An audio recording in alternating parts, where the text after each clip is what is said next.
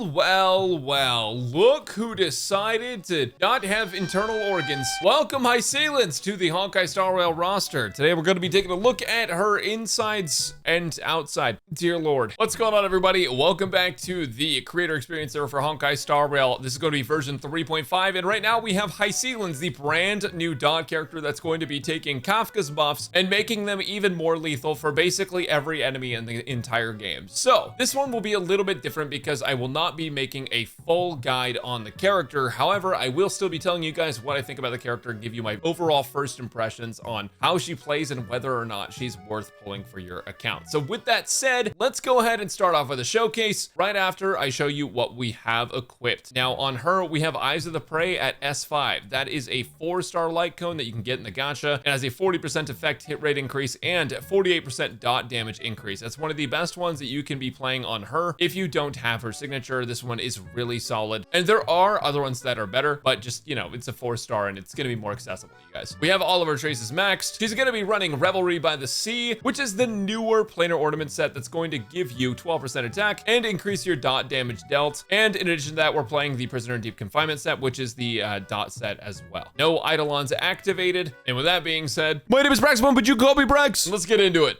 So you guys know in these videos, I always try and make it free to play friendly. So I am running 4-star Lycones on everyone, but I am running Black Swan Kafka. I'm not gonna lie, guys, we could technically take out Black Swan for Sampo in this showcase, but I think most of you guys that are gonna be running Hysilens are probably going for Black Swan anyways. Kafka is basically non-negotiable unless you pull E1 Hysilens. So we're gonna just go ahead and run this team, and I'll show you guys the Lycones we have equipped in just a moment, so that way you guys can know exactly what's going on. So as you can see, we have Quid Pro Quo at S5 on Gallagher. We have Before the Tutorial Mission Starts at S5 on Kafka. This is for a really fun build that I'll explain in a little bit. Eyes of the Prey S5 on Hysilens, and Eyes of the Prey S1 on Black Swan, because I only had 5 of these, so I had to pull on the gacha on the CE server so I could get 1 more of these. Then I ran out of currency. So yeah, that was a whole thing. Don't worry about it. Basically, Black Swan's just doing less damage. So what does Hysilens actually do? Well, let's get into it. First off, you'll notice that we have 3 of this resource down in the bottom left. This is Hysilens' zone that she creates, and she gets it for free. She actually doesn't have to use her technique at all to get it, although you should just use her technique anyways. But the zone will actually appear with one of her major traces. This zone does some pretty cool stuff. Actually, it basically just copies what her ultimate does, and also she gets a bonus skill point whenever she deploys a zone, which is with her ultimate. So basically, when Hysilens deploys her zone, it reduces target's attack by 15% and defense by 25%. So this is for her ultimate when she uses that, and it's gonna deal damage to enemies. And for every instance of damage over time taken by an enemy within the zone, Hysilens does bonus physical dot damage. Now, the cool part is, for every single dot that you have up to 8, this will happen multiple times. So if you have 8 dots on an enemy, you'll actually deal physical dot equal to 80% at talent level 10 8 times, which is crazy. However, the most that you can get in this team that I have right now is if you have Kafka's signature Lycone, you can get up to a total of 7 of those. This will count down at the start of every one of her turns. And on top of that, there's another major trace here that affects her ultimate that makes it so that if they have dots, all dots that are currently on it will produce 150% of their original damage right when the ultimate is used. Now, if you haven't figured it out already, yes, Hysilens is a very dot heavy character, and she deals a lot of dot damage. Since she's physical, she's doing bleed, which is real nice, but she does provide even more value than just dotting, because she will also increase the enemy's damage taken by 20% with her skill for 3 turns. So she does have a 20% vulnerability, and on top of that, one of the biggest and most important parts of her kit is that Hysilens can actually inflict dots to the enemy that are not just her type. She can actually apply wind shear, bleed, burn, or shock, but it's when allies attack. So it's not just Hysilens. Every single one of these characters is going to have a base chance based on Hysilens stats to apply one of these statuses. Now, one other fun major trace we have is that for every 10% of her effect hit rate that exceeds 60%, she gets a damage increase of 15% up to a max increase of 90, meaning that up to 120 effect hit rate, which is also the threshold that Kafka wants to be at and that Black Swan wants to be at to activate Kafka's passive. That's going to give a ton more attack. So with all that being said, clearly she was made to work with Kafka in a dot team, and you are going to see some insanely good results here now. So let me just show you how she plays. All right, so we have Gallagher out. I'm going to go ahead and just basic attack into ult right away. So that way he gets an action forward afterwards, and we get the healing already started. And I'm gonna go ahead and use this and instantly activate Kafka's ultimate as well. Our Kafka's on a special build right now, so she's gonna be running the wind set, so that way every single time she ults, she gets an action forward, and she's running tutorial, which means she's gonna get a ton of energy and ultimately get a ton of follow-up attacks, which should help trigger dots. So 170k on her ult this time, but just wait until Arcana stacks up. It's gonna be insane. So 125, okay, that's normal dot damage. Nothing crazy, nothing crazy. Now we're getting heals from that, 77k on the follow-up, pretty cool.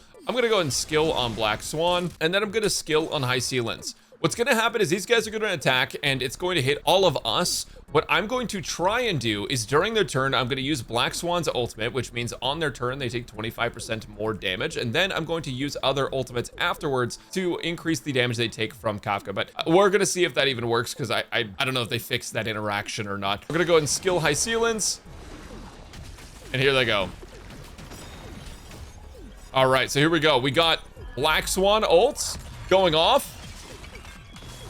And Kafka's gonna go off here. While they still have the Black Swan debuff. 475k, that's decent. But we can do better than that. We'll use Hysilens here too. And 1 million damage? Dude, I'm not gonna lie, I didn't see that in my one test run that I did. That's crazy. Hysilens ult doing 1 mil was not what I expected it to hit. I cannot lie, guys. I'm just gonna be 100% honest. Wow. Okay, 350k-ish about on Kafka. Keep in mind, guys, we're running free-to-play friendly Lycone, so all 4 stars. Since Kafka just went, we do want to use her ultimate again, so she gets the action forward. I don't think that'll put us in the sequence, but that's okay.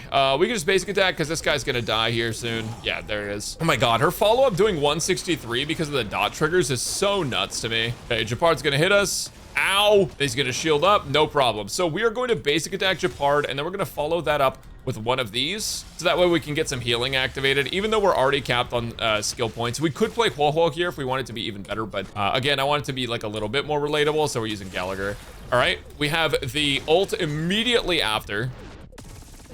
Skill on Hysilens. All right, and we're gonna do the same thing with Black Swan here. So he's gonna summon some, they're gonna hit. All right, here we go. Apply some debuffs, do some absurd damage here with their ultimate. Let's see how much it is.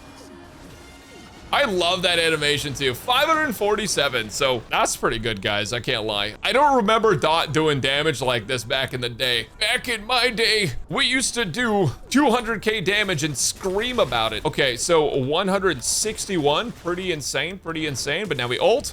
Boom, 636k. Dude, Hysilens kind of crazy. And it looks like we're not gonna get it in 0 cycles, but that's totally okay. I think we definitely get it in 1. I mean, Japard's already halfway dead, man. This is kind of nuts. All right, now we're gonna go ahead and ult, get that sweet wind damage set bonus, then we're gonna basic attack. And now we can basic attack on Black Swan. There's no need to AoE basically at all. And I think Japard's just gonna die from Kafka triggers, but it'd be funny if we could finish this with Hysilens ult.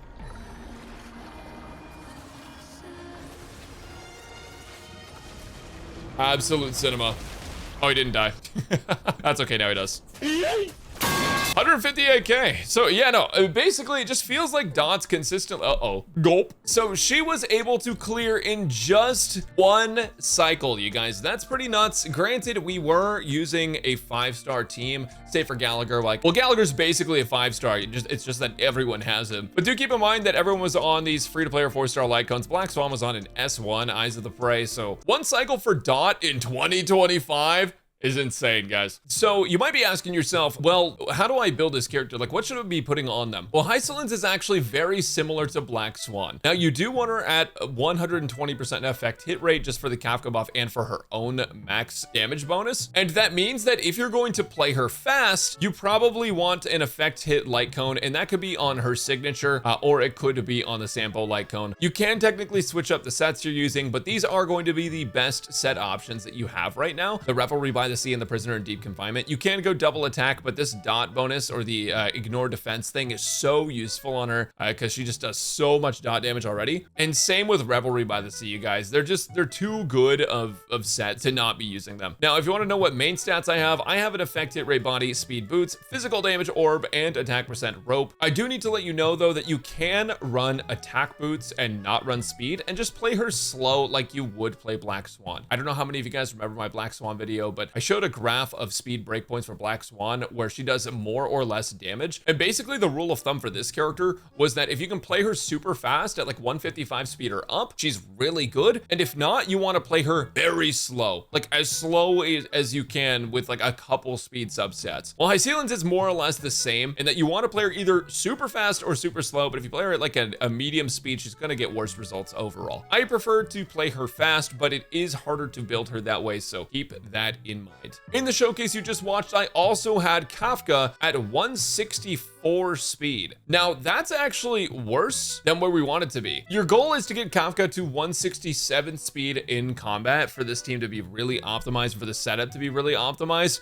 because with the Eagle of Twilight line set and getting the action forward, you can get so many attacks and so many ults and dot procs in that legitimately, I need you guys to understand this, getting to 167 speed with Kafka over the previous breakpoint is like 1 million damage more per cycle. It is such a ridiculous damage increase if you can get her to 167. Now, the easiest way to do that, if you don't have the relics to do it, is to pull for the Hysilens Lycone, but I'm not going to recommend every single person do this because E1 is honestly just better. It's just better, you guys. E1 is ridiculous. The good thing with Kafka is that her personal damage contribution is not actually that important, so you really can just give her effect hit rate and speed, and it just doesn't really matter what other stats you put on her. Yes, the buffs are impactful and meaningful, but her purpose in this team is just to trigger your Black Swan and to trigger your Hysilens. That is her true purpose. Those two characters are carrying the damage a ridiculous amount. Obviously, Kafka's damage does impact the game, but you can throw away all of her other stats and just make her super fast and just use her specifically as a tool for Hysilens. So with that said, 167 is ideal. And if you have Hysilens Lycone, you do get a 10% speed buff, so you don't actually even have to get her to 164. You can just get her like 157 and then she'll jump up there, which is super nice. But anyways, speaking of Lycones,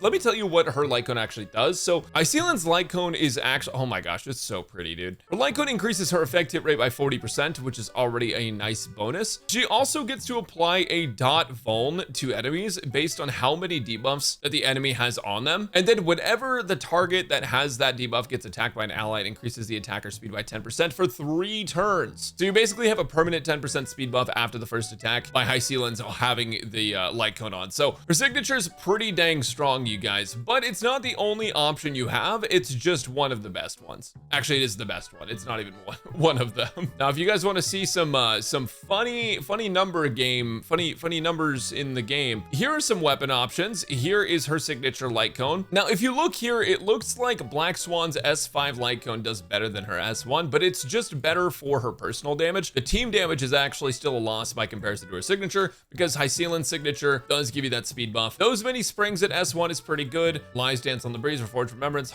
Halame Therme Escapade. This is the Battle Pass Lycone, and if you do get this one to S5, this is going to be the best 4-star option. But if you are free to play and you don't have a ton of access to signatures, and if you never bought the Battle Pass, Eyes of the Prey at S5, if you can manage to get it, is absolutely amazing for her. And I'd highly recommend that one, even though I hate this guy. By the way, if you don't know what this tech is for Kafka, basically you get an effect hit rate buff from the Lycone, which is already just kind of nice to have. But whenever you attack defense reduced enemies, you get 8 energy. Because she's playing an energy regen rope, she can actually get 1 turn ult, and worst case scenario, she's getting 2 turn ults. So she's getting a free 25% action forward almost every single turn that she has, which means that she's going to get so many more actions on top of her already being fast, and just using the ults means more triggers, more follow-up attacks, and everything else. So it's really nuts. We've done a lot of talking about Kafka Black Swan, so let's go ahead and move on to the teams real quick, and I'll show you kind of who can substitute for her, and tell you probably, like, I guess the worst thing about Hysilens. Spoiler alert for the next section, it's because she's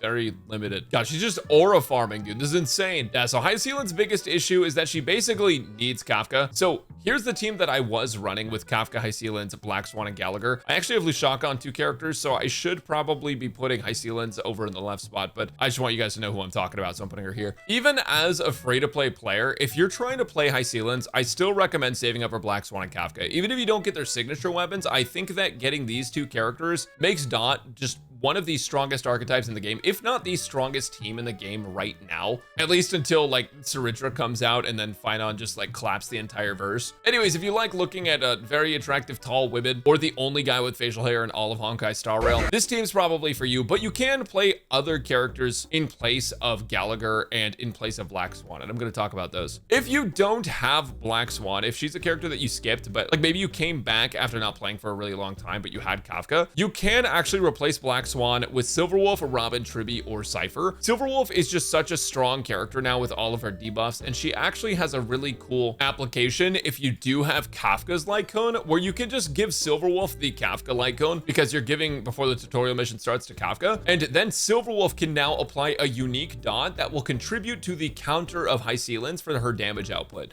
So giving Silverwolf Kafka's Lycone in this team setup, if Kafka has before the tutorial mission starts, is actually insane. And because Silverwolf has so many debuffs and now has AoE, she's just so strong. Robin has always been good with dot, and you can replace Black Swan with her and just run Hysilens, and this ends up being pretty good too. Tribby is the same thing. It's the only difference is that Robin has that action forward, so when played right, Robin just mogs Tribby, but only at certain speed tuning and certain enemy HP and stuff if we really want to get to the nitty gritty of it. Cypher also works. I mean, she kind of just works in every single team, to be honest, because she just is extra damage that you just plug and play whenever. And then of course, for those of you guys who picked up the free Ruan Mei this year, you can also play Ruan Mei as well. Now, instead of Gallagher, you can play Ho-Ho, Hyacin, or Aventurine. Those are all 5 stars. You are probably just gonna play Gallagher.